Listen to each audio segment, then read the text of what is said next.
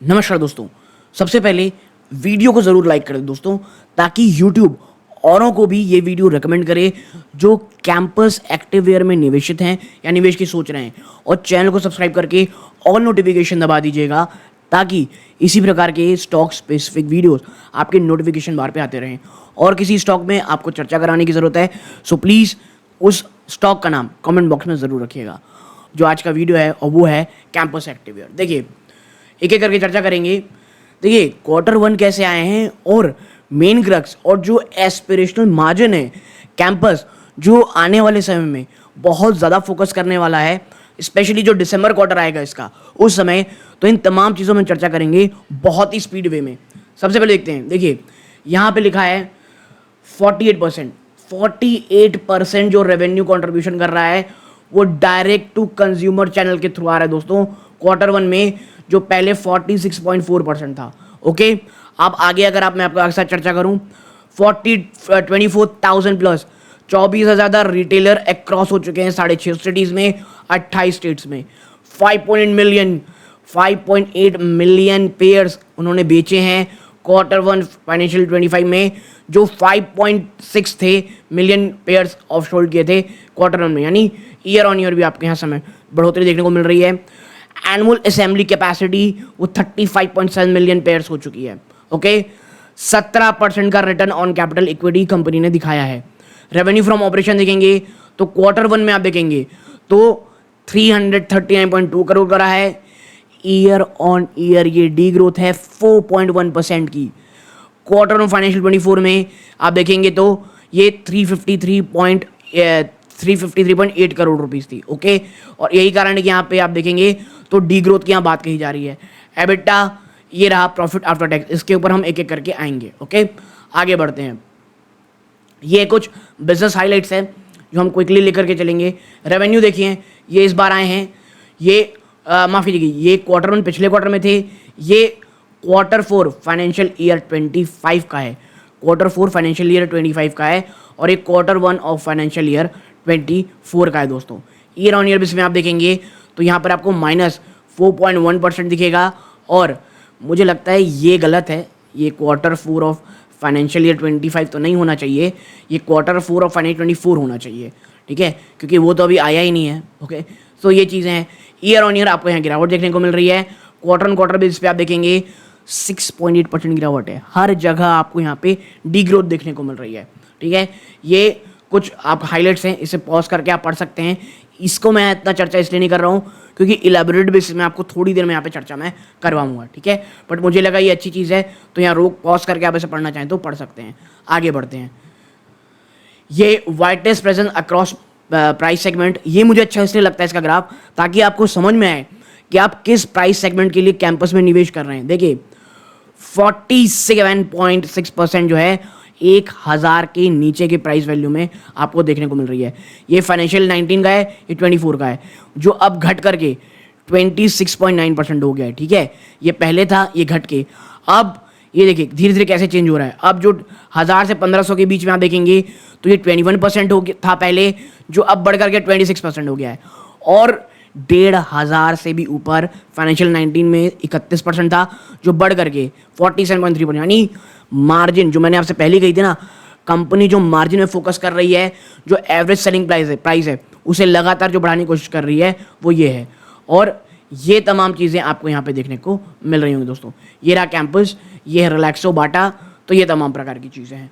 अब आगे बढ़ते हैं और मेन चीज़ों पे चर्चा करते हैं जो ज़रूरी हैं। अब देखिए, Q1 हिट रहा या मिस रहा, करेंटली आप देख तो चुके ही होंगे, बहुत बड़ा मिस है। और आप यहाँ पे देखिए, यहाँ लिखा हुआ है रेवेन्यू में 4.1% की ईयर ऑन ईयर बेस की डिक्लाइन है टू 340 करोड़ रुपए कमाए हैं। 8.3% का मिस है ये, 8.3% का। ओके, और was offset by a 7% decline in average selling price, 6% का मिस। यानी हर एक क्षेत्र में, चाहे वॉल्यूम्स के लीजिए या एवरेज सेलिंग प्राइस के लीजिए, सभी में आपको गिरावट देखने को मिलेगी। The company attributed the sharp, जो ये एवरेज सेलिंग प्राइस में डिक्लाइन हुआ है ना, और ये कंपनी भी जान रही है कि भैया ऐसा होने वाला है, ये जो निवेशक है इसे जरूर क्वेश्चन करेंगे। इसका जवाब उन्होंने क्या दिया है?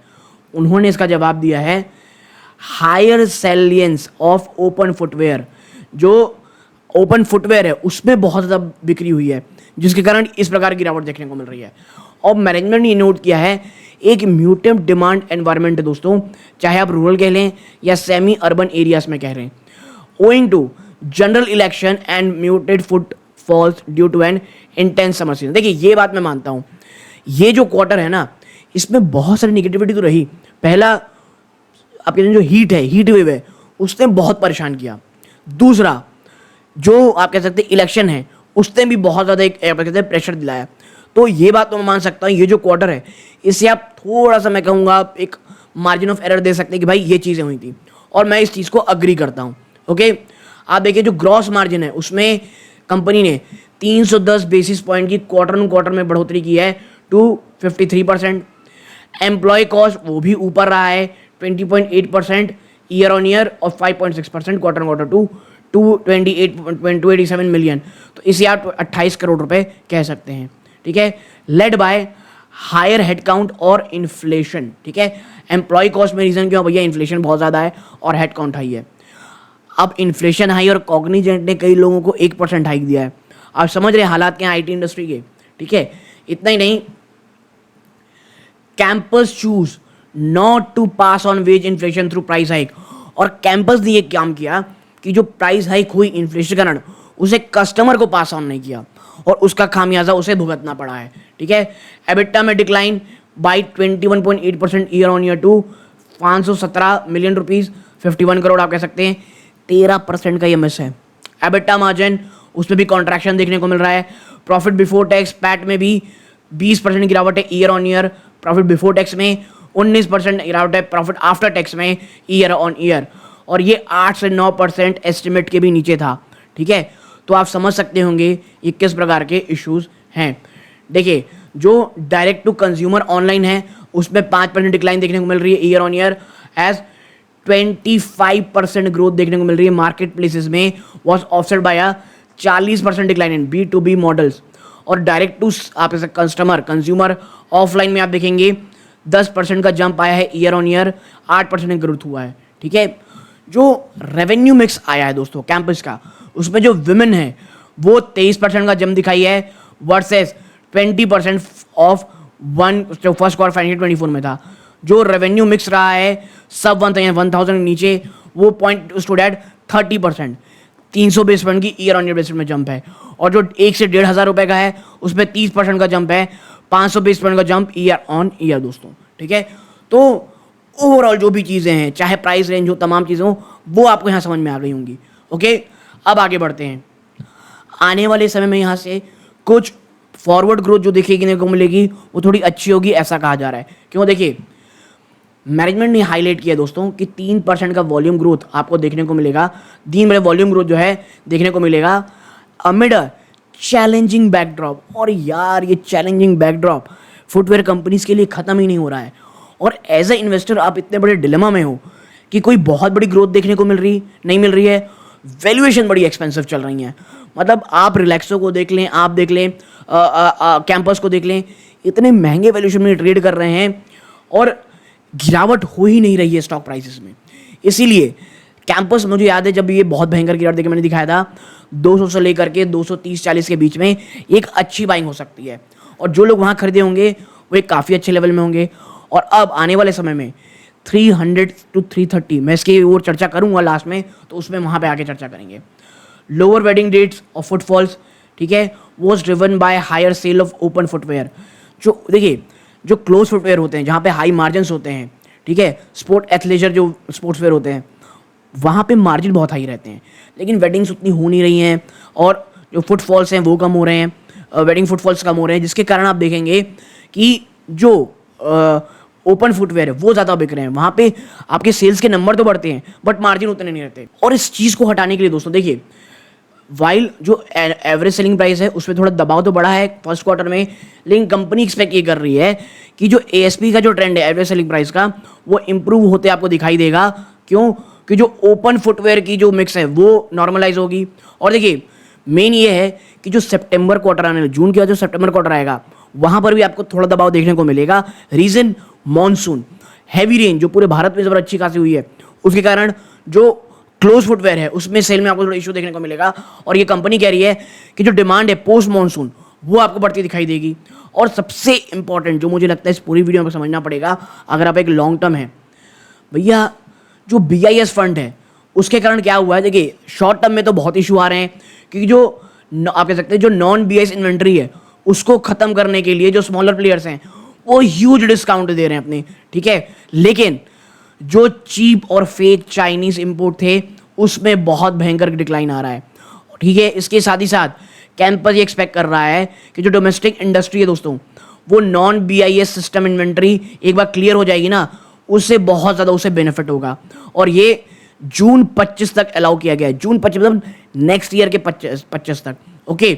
और इसके साथ ही साथ मैं आपको बता दूं दैट मैनेजमेंट एक्सपेक्ट कि जो कैंपस है टू आइदर ग्रो इनलाइन और आउट परफॉर्म, ठीक है।